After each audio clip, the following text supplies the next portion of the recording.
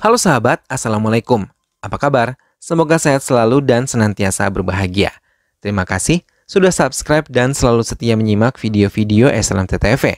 Semoga Tuhan Yang Maha Kuasa selalu memberikan rezeki yang berlimpah ruah dan juga berkah untuk sahabat-sahabat semua.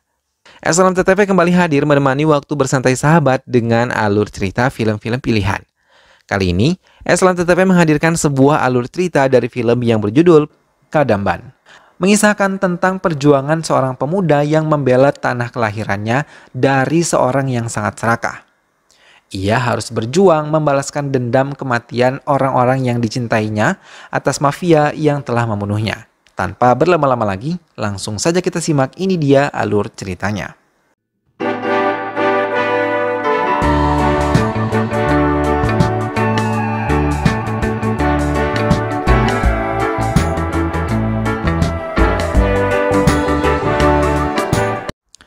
Film diawali dengan memperlihatkan warga desa pedalaman di hutan Kadamba.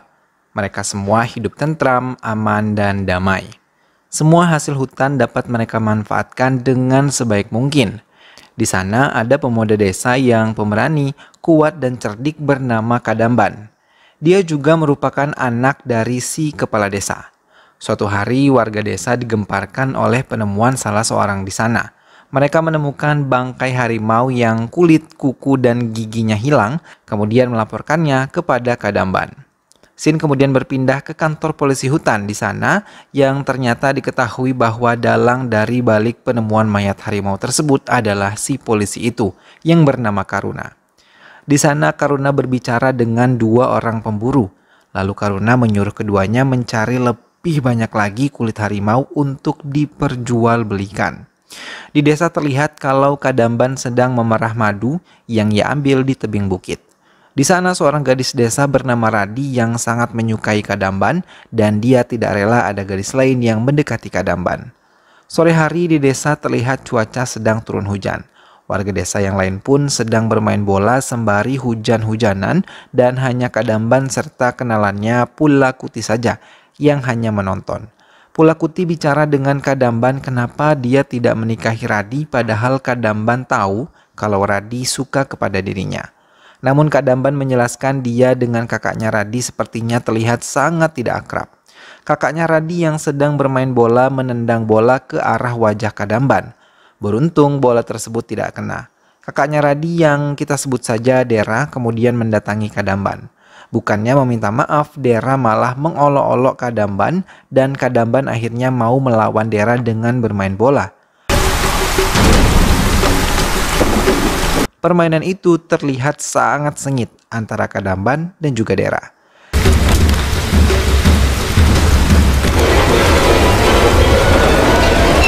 Tiba-tiba suara gemuruh petir menggelegar dan membuat permainan mereka berhenti. Lalu semua warga desa keluar dari rumahnya dan salah seorang sesepuh desa berdoa agar tidak ada musibah yang menimpa desa mereka. Lalu Sin berpindah di sebuah kantor modern. Di situ ada seseorang bos perusahaan semen yang sedang melakukan rapat bersama bawahannya dan ia bernama Mahendra. Di rapat tersebut terlihat kalau di hutan Kadamba terdapat sumber daya pembuatan semen yang melimpah dan bisa membuat mereka mendapatkan peningkatan produksi semen yang membuat mereka mendapatkan untung lebih tanpa harus mengeluarkan dana lebih. Salah satu orang di sana mengatakan kalau di hutan tersebut terdapat salah satu suku yang keras kepala dan tidak mudah untuk diusir dari desa mereka. Mahendra yang tidak peduli dengan hal tersebut dan tetap kukuh untuk mendapatkan tempat itu. Suatu hari saat Kadamban dan Radi sedang menikmati indahnya asrama, mereka tidak sengaja melihat dua orang dari luar desa sedang menggali tanah yang ternyata mereka sedang mengambil gading gajah. Kadamban mendekati mereka.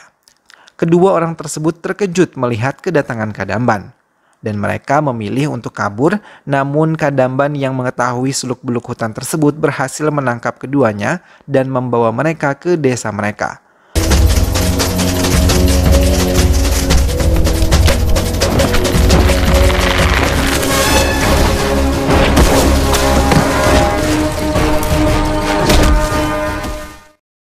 Polisi Karuna kemudian datang ke desa itu lalu menampar kedua pemuda tadi dan dia kemudian menyuruh anak buahnya untuk membawa kedua pemburu ke mobilnya lalu pergi ke kantor polisi. Namun saat ingin pergi, mobil milik Karuna dan kawan-kawan dihadang oleh Kadamban dan dia tidak terima kalau kedua pemburu tersebut hanya ditampar. Dulu pernah terjadi warga desa yang sedang memotong pohon malah diberi hukuman cambuk olehnya. Kadamban merasa itu tidak adil. Namun sebelum Kadamban melanjutkan kalimatnya lagi, ayahnya Kadamban lalu menghentikan anaknya dan meminta maaf kepada polisi tersebut. Si polisi kemudian pergi dan terlihat dari raut wajahnya si polisi seperti mengatakan, "Saya tandai mukamu." Malamnya Karuna dan Mahendra melakukan persetujuan. Mahendra akan menyuap si polisi dengan memberikan mereka sebuah mobil mewah dan uang tunai yang sangat besar. Tetapi mereka harus mengusir para penduduk asli hutan Kadamba. Lalu si polisi hutan tadi menyetujuinya. Besoknya Kadamban dan warga desa lainnya baru saja mencari madu dan berniat untuk kembali ke desa. Di perjalanan mereka bertemu dengan Karuna. Kebencian terhadap keduanya terlihat sangat kuat. Karuna bertanya apa yang mereka bawa. Kadamban lalu membuang semua madu di tangannya ke tanah dan mengatakan kalau itu adalah madu. Karuna bertanya lagi kenapa kau membuangnya ke tanah. Kadamban mengatakan kalau ia mempertaruhkan nyawa untuk mengambil madu tersebut dan Anda pasti akan mengambilnya, saya lebih baik membuang madu itu. Mendengar jawaban dari Kadamban, Karuna pun marah. Ia menampar Kadamban dan membawanya ke kantor polisi. Di kantor polisi terlihat 3 orang dari anggota pusat lembaga pemasyarakatan sedang berkunjung ke kantor Karuna dan melihat kinerjanya. Tiba-tiba ayah dari Kadamban datang dan meminta maaf secara langsung ke Karuna untuk melepaskan anaknya. Salah satu dari 3 orang tadi lalu meminta Karuna untuk melepaskan orang tersebut. Dan betapa terkejutnya mereka setelah melihat banyak sekali luka di sekujur tubuh Kadamban. Salah seorang dari mereka kemudian memoto Kadamban dan akan menjadikannya bukti atas apa yang telah dilakukan Karuna terhadap warga desa. Sebelum pulang, ayahnya Kadamban mengucapkan terima kasih kepada 3 orang tersebut. Kemudian salah seorang tadi memberitahukan kepada warga desa jika Karuna menyakiti mereka atau melanggar sesuatu yang tidak boleh dilanggar, segera menghubungi mereka lagi. Scene kemudian berpindah ke hutan. Di sana terlihat Radi dan teman-temannya sedang berjalan pulang sehabis mencari kayu bakar. Namun di perjalanan mereka melihat seekor gajah yang terbaring kesakitan. Lalu mereka semua kembali ke desa untuk mengabarkan hal tersebut. Kepala desa kemudian menghubungi orang-orang yang membantu anaknya kemarin dan mereka semua datang ke tempat di mana gajah tersebut ditemukan. Para dokter kemudian melakukan pengobatan kepada gajah tersebut dan ditemukan bahwa salah satu kaki gajah baru saja menginjak pecahan botol minuman beling yang membuat luka terlalu dalam di kakinya. Para dokter tersebut kemudian berhasil mengambil botol beling tersebut dan mengobati si gajah. Ayah dari Kadamban lalu berterima kasih lagi ke orang-orang tersebut. Di lain tempat, Karuna menelpon Mahendra dan mengatakan kalau para warga desa sudah berhasil mempercayai orang suruhan Mahendra.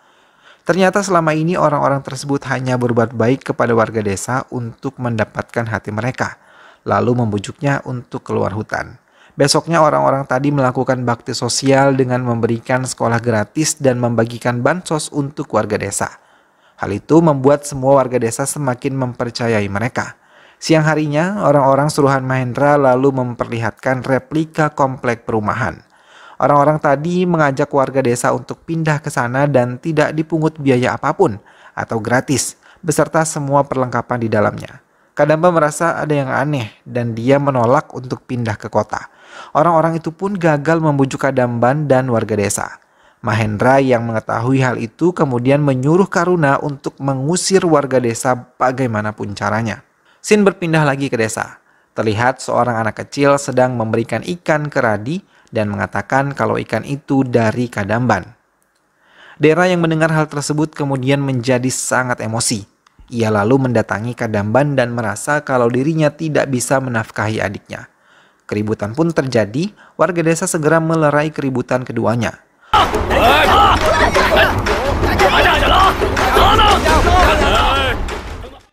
Tak lama kemudian datang orang-orang yang mengaku dari cagar alam. Orang-orang itu memberitahukan ke warga desa kalau mereka harus segera mengungsi demi keberlangsungan kehidupan satwa liar di dalamnya. Namun lagi-lagi Kadamban menolak permintaan orang-orang itu dan akan tetap mempertahankan tanah kelahirannya. Mahendra yang mengetahui rencana sebelumnya gagal kemudian menyuruh bawahannya untuk mengenakan pakaian polisi dan datang ke desa tersebut. Besoknya terlihat warga desa sedang melakukan doa bersama-sama, lalu tak lama kemudian datang Karuna beserta anak buah Mahendra dan langsung memukuli semua warga desa. Mau itu orang tua, anak-anak, dan wanita semua dipukuli. Karuna terlihat nampak senang dan pemuda-pemuda desa berusaha melawan balik para polisi itu.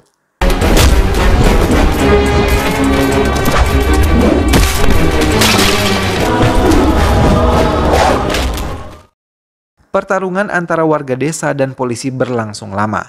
Walau Kadamban berhasil melawan setiap polisi yang ada, namun dia kalah karena kepalanya dipukul dengan sebongkah kayu dengan keras dan pada saat ingin membawa warga desa yang lain untuk kabur, pemukiman mereka dibakar habis oleh api dan malamnya semua jasad dikumpulkan untuk dikuburkan di lubang yang sama. Di tempat lain, Mahendra sedang melakukan pesta untuk merayakan proyek terbaru miliknya. Di waktu yang sama, para hyena datang ke tempat para warga dikuburkan karena mencium aroma bangkai para jasad. Tiba-tiba dari dalam tanah nampak tangan yang muncul. Ternyata itu adalah tangan Kadamban yang masih hidup. Dia kemudian meluapkan kemarahannya ke hyena-hyena tersebut dan dengan sangat mudahnya kelompok hyena itu dikalahkan olehnya.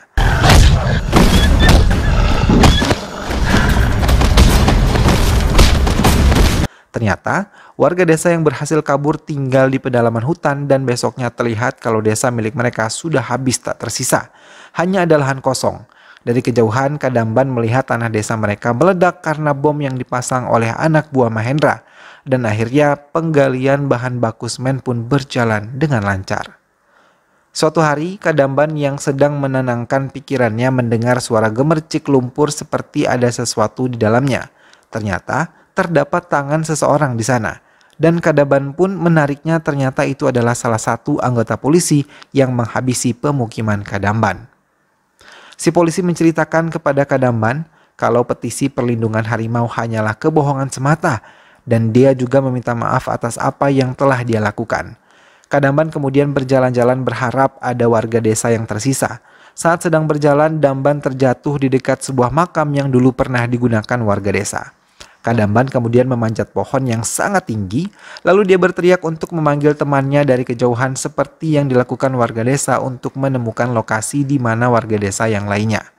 Semua warga desa mendengar teriakan Kadamban, namun tidak ada yang berani menjawab karena mereka berpikir kalau itu jebakan, maka habislah mereka. Kadamban kemudian berteriak lagi dan akhirnya teriakannya dijawab oleh Radi. Kadamban nampak senang dan segera datang ke lokasi asal suara Radi. Di sana Kadamban menemukan semua warga desa yang tersisa dan dia lalu menceritakan semua informasi yang dia dapatkan dari sang polisi. Karena informasi tersebut, warga desa dan Kadamban berencana untuk menyerang balik Mahendra. Sin kemudian berpindah ke tempat penggalian proyek milik Mahendra. Dari atas tanah, kelompok Kadamban sudah bersiap-siap untuk menyerang balik dengan menggunakan bola baru yang biasa mereka mainkan. Semua lelaki di sana menendang bola baru tersebut ke arah pekerjaan proyek yang membuatnya kocar-kacir serta mereka juga menghancurkan alat berat milik Mahendra. Adiknya Mahendra yang mendengar kabar tersebut marah terhadap Karuna dan menamparnya, namun Mahendra bersikap biasa saja dan menganggap hal itu akan terjadi. Mahendra kemudian menyuruh adiknya dan Karuna untuk datang ke TKP, namun saat di perjalanan mobil mereka tidak bisa lewat karena ada pohon besar yang menutup jalan ke tempat penggalian. Tiba-tiba dari atas bukit, Mahendra dan warga desa lalu menggelindingkan roda truk ke arah Karuna. Semua orang di sana pun kabur menyelamatkan diri. Kemudian salah satu anak buah Mahendra datang melaporkan kejadian tersebut dan mengatakan kalau adiknya disandra oleh warga desa. Lalu Mahendra pun tersenyum. Ternyata Mahendra sudah merencanakan ini sejak awal.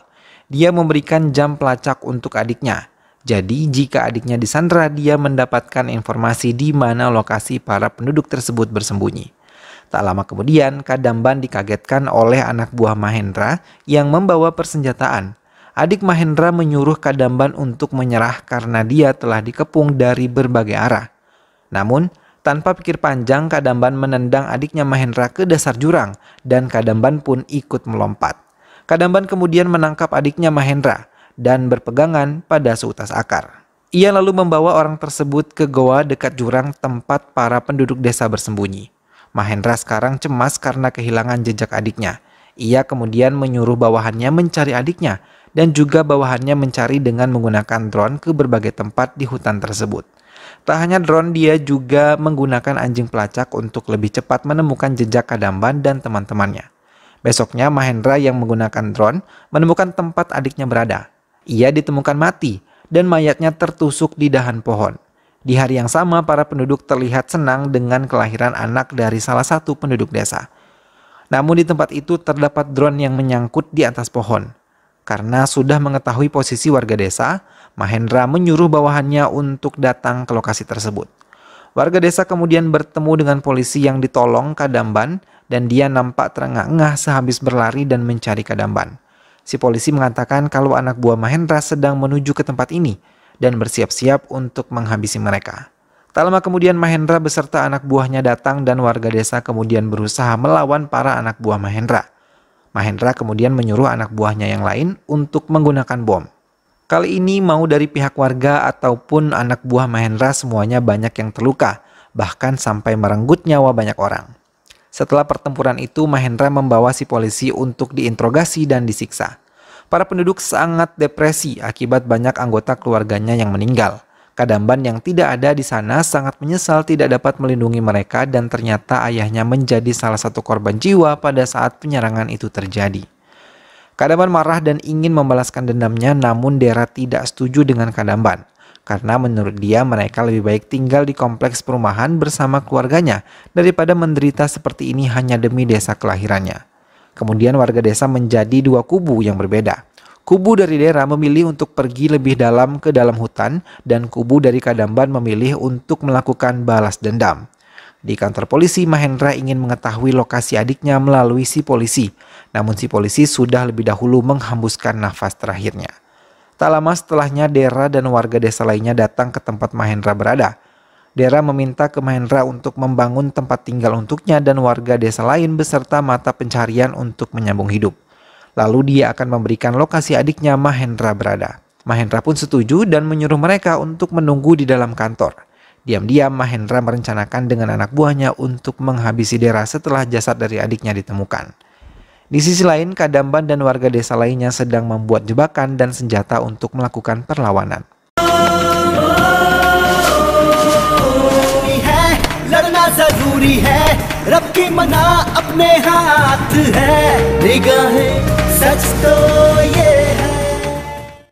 Scene kemudian memperlihatkan kelompok dari Mahendra beserta anak buahnya menuju tempat di mana jasad adiknya Mahendra diletakkan.